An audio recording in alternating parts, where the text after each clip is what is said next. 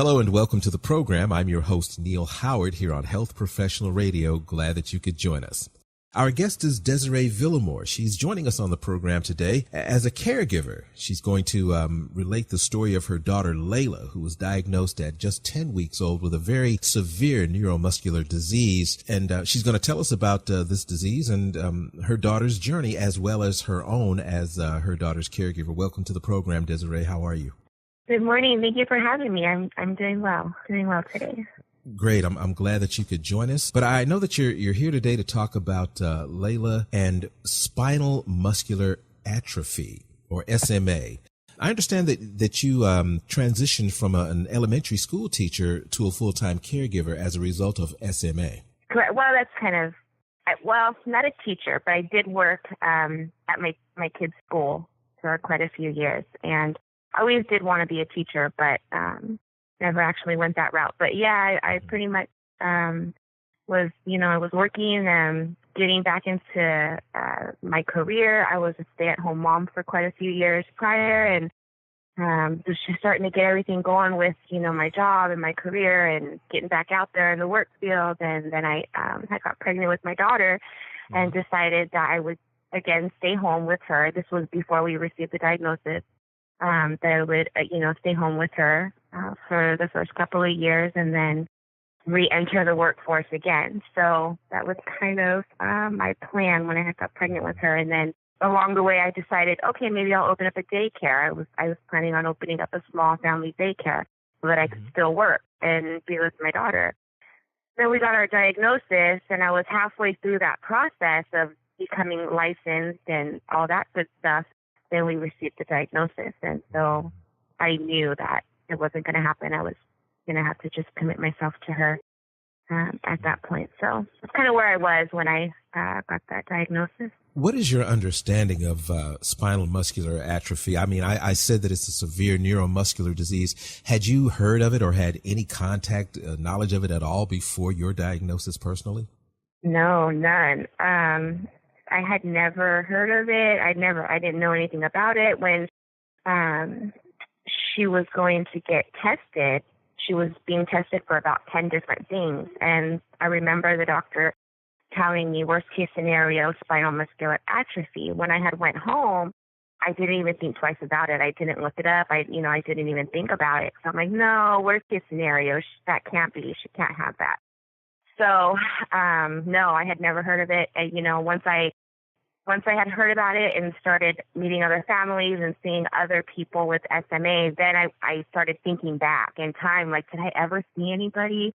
Did I ever meet anybody? Did I ever come across anybody that might have had this? And I just can't think of one time that I met anybody that, might have had spinal muscular atrophy. So it's rare, but I mean, once you get in that diagnosis and you get to know people, it's just like, how did I not know about this before? Because it just seems like, a lot of people know about it, but in reality they don't. It's just that our community is very tight-knit. So, yeah, but nope, never heard of it before. Was this diagnosis the result of just routine baby testing, or was there something going on that prompted you to have some specific tests run, even though you say there were many tests? Yeah, no, it was specific. I wish at that time it was on newborn screening. That's definitely something that we're pushing for. But in California, it's not on newborn screening yet. So when my daughter was when she was 1 day old, one of her nurses had mentioned that she was kind of floppy, and she kept using the word floppy over and over. And the pediatrician came and looked at her. This was while she was still in the hospital. As the day after she was born. And the pediatrician came and looked at her, and he didn't seem too concerned because she was fairly strong at that time. And he just said, follow up with your regular pediatrician in 2 weeks. Over those 2 weeks, we noticed that her legs were a little floppy and they would fall to the side, frog style. And at her two-week checkup, I mentioned it to her pediatrician. Hey, I feel like something's, going on. Like, she's not as strong as she should be. And at that point he just was like, I honestly have no idea, maybe she's just a little delayed, let's not worry about it too much right now, just kind of watch her over time and see how it goes. So I wish they would have caught it at birth, but we did. That's the main reason that you're pushing so strongly and such an advocate for infant screening. Is that correct, for newborn screening? That is correct. With this, but with SMA, spinal muscular atrophy, time is not on your side. And, having these babies diagnosed right away is life-changing, especially since we have an approved treatment. That is the main, these babies have to get treated very early on. And the only way that they can do that is if we get it on newborn screening across the nation. And every single newborn is tested for it.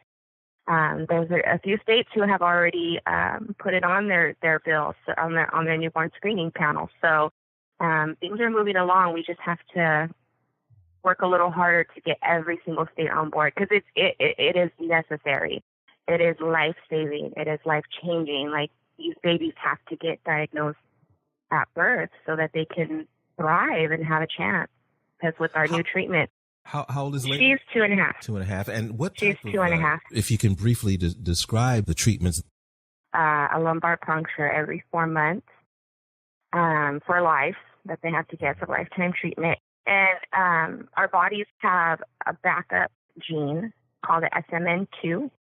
And her body, with that backup, she was producing about 10% protein for her body, which obviously is not enough, to function and use all your physical abilities. So she's going from about, I believe it's about 10% to about 30% protein with this treatment. So it's a pretty big jump. It's a pretty big boost.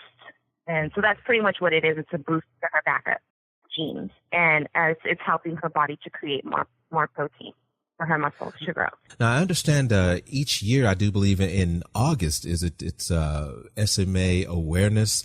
Where can we go and learn some more about SMA? Oh, gosh, the best and first place to go would be curesma.org. Anything you need to know about SMA, you can find there, curesma.org.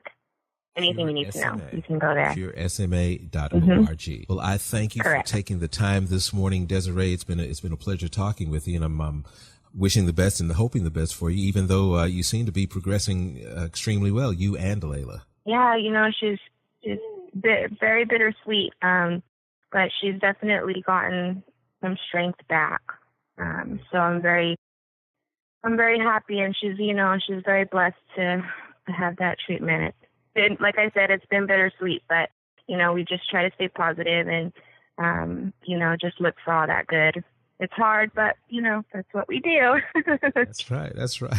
Well, thank you for joining us on the program today, and you take care, okay? Thank you so much. You too. You've been listening to Health Professional Radio. I'm your host, Neil Howard. Transcripts and audio of this program are available at hpr.fm, healthprofessionalradio.com.au, and also at hpr.fm. You can subscribe to this podcast on iTunes, listen in and download at SoundCloud, and be sure and visit our affiliates page at hpr.fm and healthprofessionalradio.com.au.